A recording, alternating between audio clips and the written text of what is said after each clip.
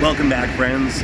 After a long journey from Edinburgh by train yesterday, we made it to beautiful, stunning, historic, Georgian Bath, England. This is Adventures with Phil.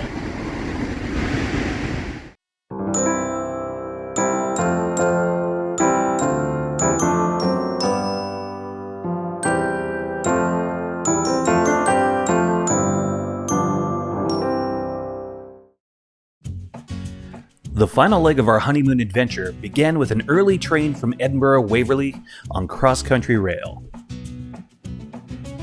Bacon baps with brown sauce and cups of tea were our fuel. The 7-hour journey took us through Sheffield, Birmingham, and the beautiful Midlands countryside, blessing us with gorgeous views. We arrived in Bath in the afternoon, and we made our way to our B&B for the stay. Number 2, Crescent Gardens.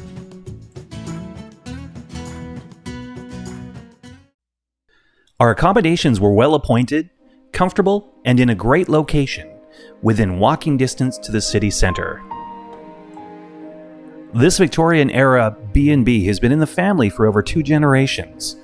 The service and the hospitality were both fantastic. Whoa, what it must have been like to have that fireplace going back in the day. The breakfast room was the former servants' facilities, with the bellboard still visible. I have to say, the breakfast ingredients were the best quality we enjoyed on the entire trip.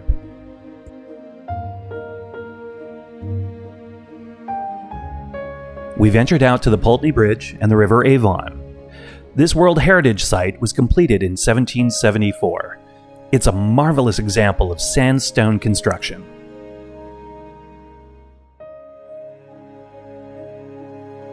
Next, we visited the place which gave the city its name, the Roman Baths.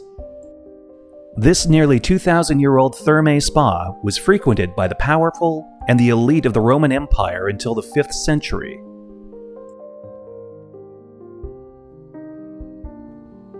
While the thermal spring continued to flow, the elaborate spa itself fell into decay. The roof collapsed sometime between the 6th and 9th centuries. In the 18th century, the buildings were improved, and the structure which now exists today came from that project. Being able to walk the same halls as Roman generals from the 1st century, it gives us a powerful history lesson. The treatment rooms are now museum pieces. The pools are off limit, but you can still drink the spa water from a fountain. Due to COVID restrictions at the time, I wasn't able to try the water. But Becca tells me it tastes like hot pennies. This should be on your list. Situated adjacent to the Roman Baths lies the Abbey Church of St. Peter and St. Paul, more commonly known as Bath Abbey. Finished in 1611, the Abbey is an outstanding example of Gothic architecture, and just a stunning structure in and of itself. You know you're in a tourism region of England by the number of fudge shops concentrated in a particular area. On the way back to our B&B, we decided to take the scenic route and headed to a fantastic example of Georgian architecture. Situated just off of Royal Avenue, you'll find the 30 terraced houses, which are best known as Royal Crescent. Absolutely gorgeous. Our time in Bath was far too short, and we will be back. It was time for the final move of our honeymoon adventure in the UK, Bath Spa to London. The Somerset countryside makes the time pass quickly. There's such a peaceful, idyllic image to it all. Soon enough, we were back in London, the base for the remainder of our stay. We checked into the TOMMYFIELD, a gorgeous pub and hotel situated in Kennington, just south of the Thames.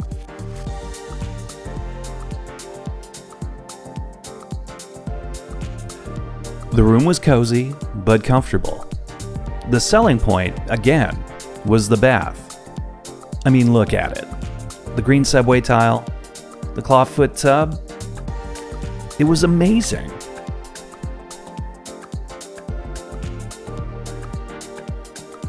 I kind of feel like I'm on one of those home renovation shows. I'll stop now.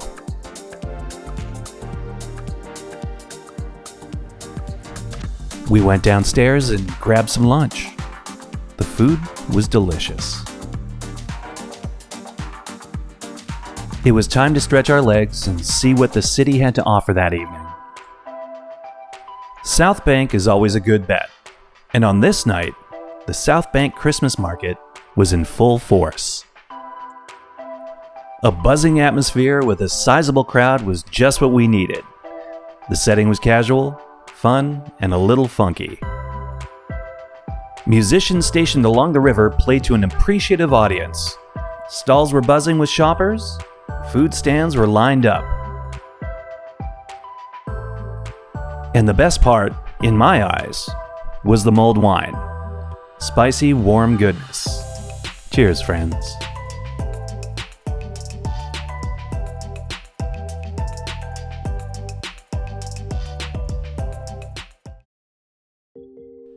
Our first full day back in London began with the all-important food and caffeine. We had a relaxing morning and then jumped on the tube to the Victoria and Albert Museum, as we had tickets to the Alice in Wonderland, Curiouser and Curiouser exhibition.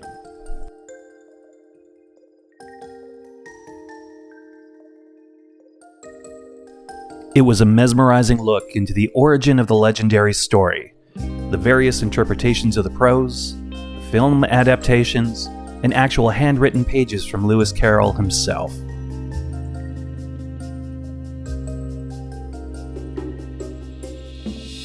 It was a spellbinding, dazzling, mind-bending display. Even traditional afternoon tea service was impacted by the Mad Hatter.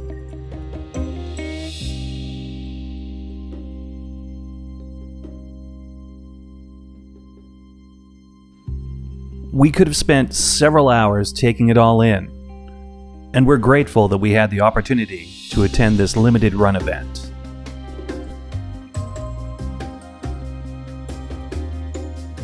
I'll just let these images speak for themselves.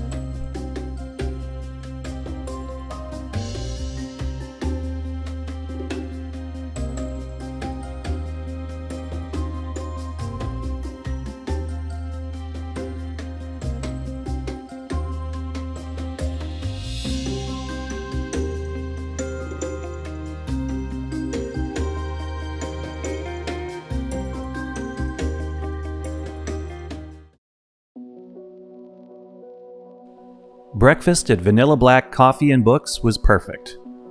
That's it. That's all.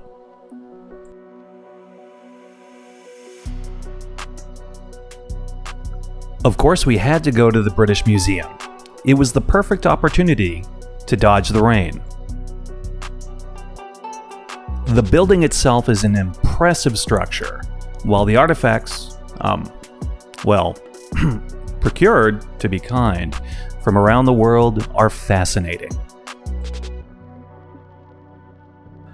Without a hint of exaggeration, one could spend days exploring all of the rooms, the library, and all of the exhibits. Obviously, the most popular items are the Rosetta Stone, not seen in this vlog, and the mummies of ancient Egypt. I'm not sure whether it's morbid curiosity or a sense of our own mortality, but the mummies draw us all in.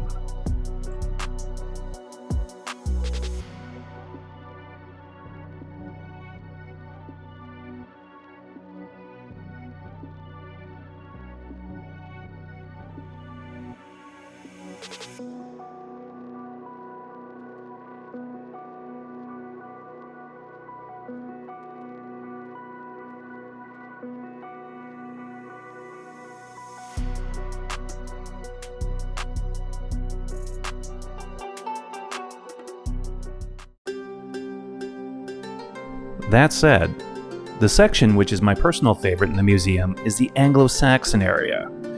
In particular, I love the Sutton Hoo display.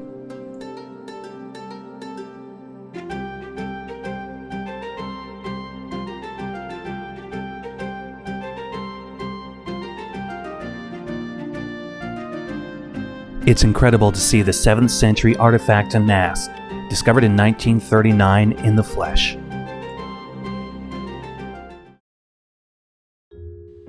Back on the underground and on to the next. Stand on the right, shenanigans on the left. We stumbled upon the House of MINALIMA. It's a shop owned by 2 of the artists behind the Harry Potter franchise. Replicas, designs, and memorabilia are all available to view and purchase.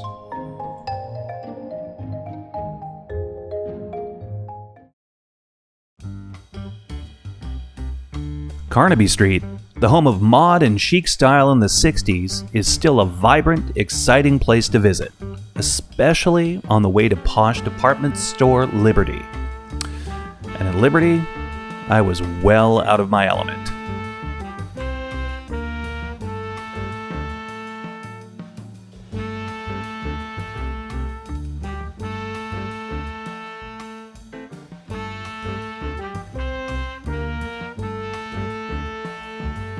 More my speed was Gordon's Wine Bar, a candlelit interior, and a fabulous patio outside. A true London institution. The next morning, we had breakfast at Natural Kitchen, getting the delicious fuel we needed before tackling the historic Tower of London.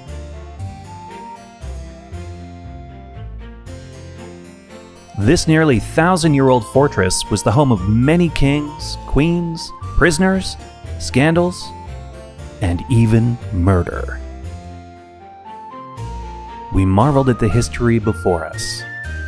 At times, you could only hear the deep caws of the ravens from across the square. It was incredible. We had the towers essentially to ourselves this morning. We chose not to join one of the complimentary tours. Instead, we explored each of the towers at our own pace.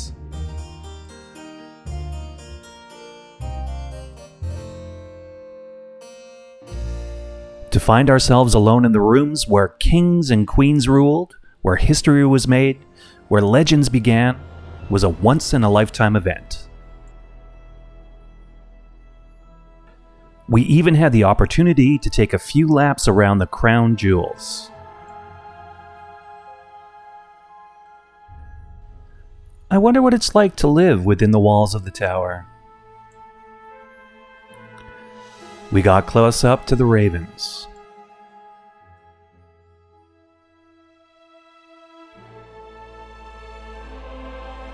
We explored the Bloody Tower.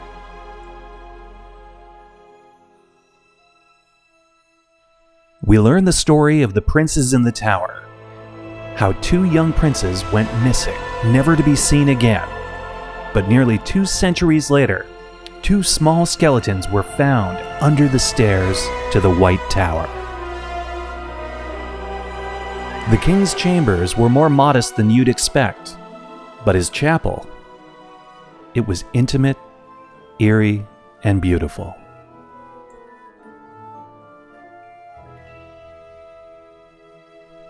We moved at a slower pace.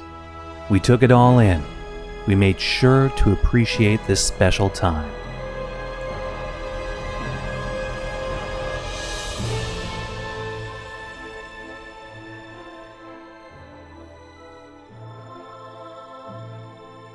We took one last look at it all and stepped out of the past and into modern London and all of its hustle and bustle. A few stops away on the District and Circle lines on the Underground, you'll find Old SPITALFIELDS Market.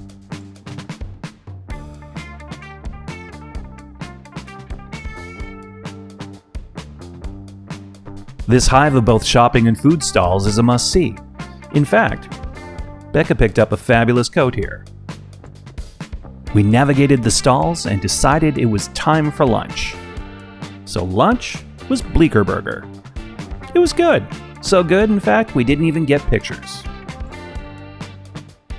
The highlight, though, was dessert from Humble Crumble. As the name suggests, they do crumbles. And rather well. It lived up to expectations.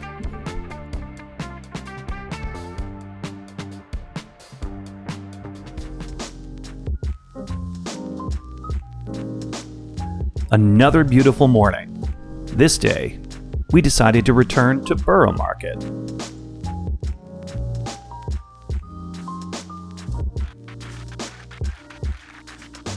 We got to Borough early. We explored the stalls and the shops before the lunch crowds hit. It was much easier to navigate the market and to take a slower pace.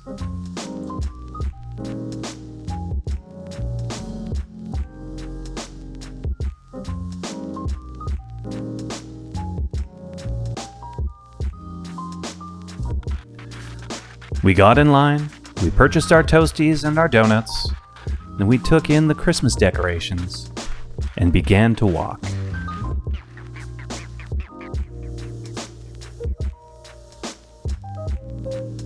Winchester Palace on Clink Street is the ruins of a 12th century townhouse of the Bishops of Westminster. It remained in use until 1700, but is now listed as a scheduled monument. Steps away, you'll find a replica of the Golden Hind, a galleon Sir Francis Drake commissioned to sail around the world.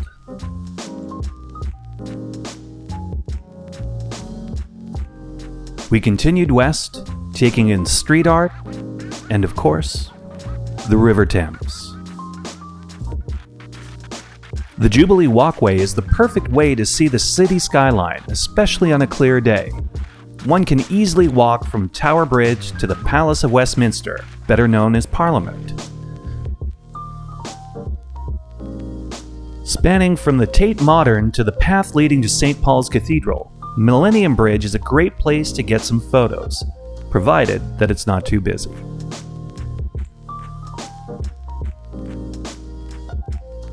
Though not the original structure, Shakespeare's Globe hosts performances of his works to this day. We jumped on the tube again and stopped at Green Park. London does urban parks well.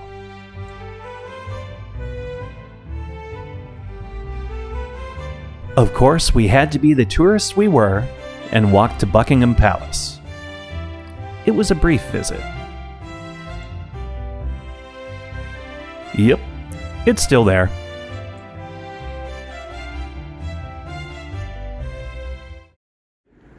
So this place here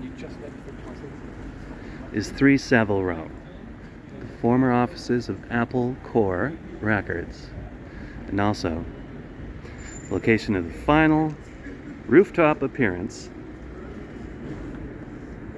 of the Beatles.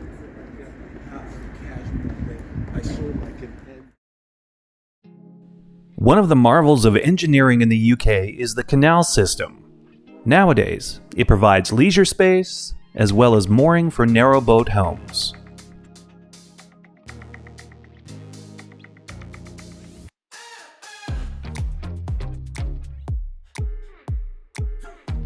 Another morning, another train ride. On this occasion, we took a day trip to Bristol. This port city has also become a cultural hub. Bristol is home to a stunning cathedral and a well-respected university.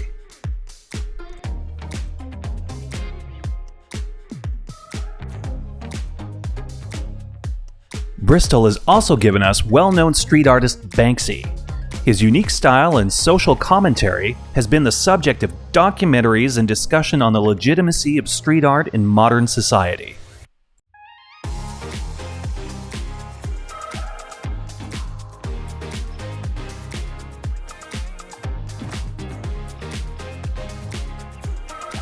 The harbour was once a hub of maritime activity and commerce, but these days is home to several shops, restaurants, pubs, cideries, and tourist attractions. We had lunch at a barbecue place, but I have absolutely no footage of it. It was a lovely afternoon spent along the water. Soon enough, it was time to make our way back to London for the night.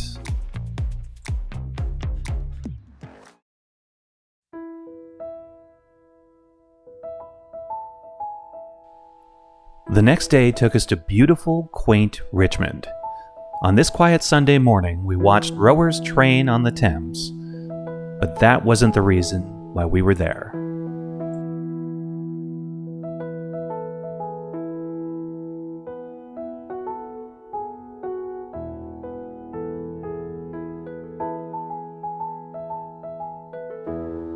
Kew Gardens is a 300-acre botanic garden and home to over 8.5 million specimens.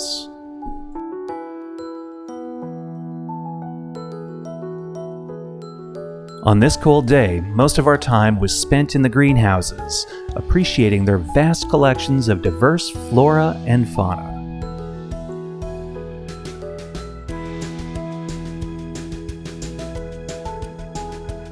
Since its origin over 700 years ago, the gardens have grown from homes of the aristocracy and royalty to its current iteration.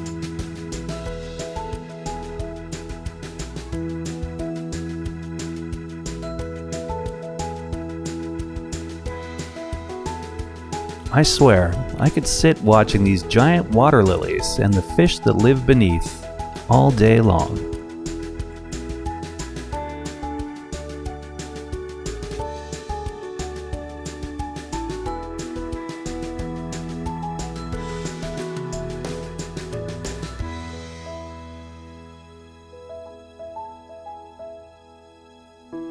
As this was our first visit to Kew Gardens, we know that we barely scratched the surface. We will certainly be back during the warmer months to get the full experience. You're a stunner, Kew Gardens.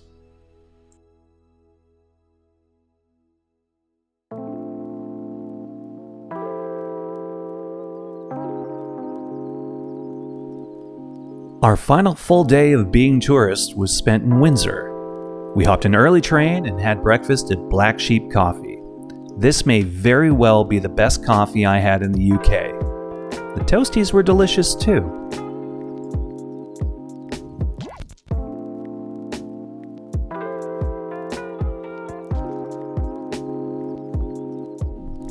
Of course, the main reason we were in Windsor was to tour Windsor Castle.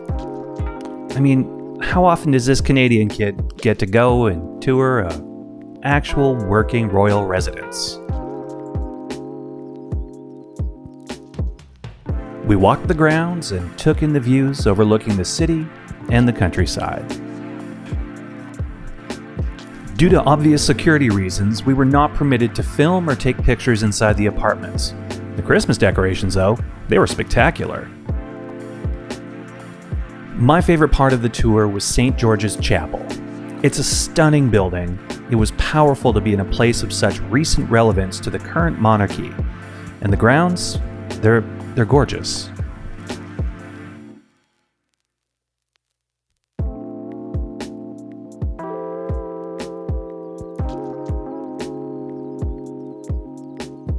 We said our farewells to Queen Victoria, and we made our way across the street to the Duchess of Cambridge. Our final pub lunch.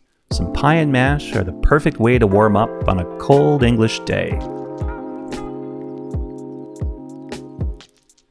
There's our sign. It's time to pack. We spent our final night at the Hilton Garden Inn at Terminal 2 at Heathrow. Not a bad view.